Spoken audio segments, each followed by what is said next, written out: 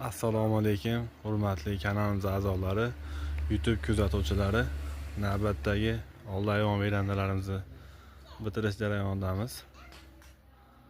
Bu joyimizni eni 10 metr joy, bo'ylari 260 dan bo'lgan 26 kvadrat joy bo'ldi. Romlarimizdan bittadan ochilish qilganmiz. Bitta forshga qo'ydik bu tarafga. Bu oralig'imizda o'rtaga 2 qanotli eshik qo'yganmiz. Eshikni oralig'i 1.30 bo'lgan.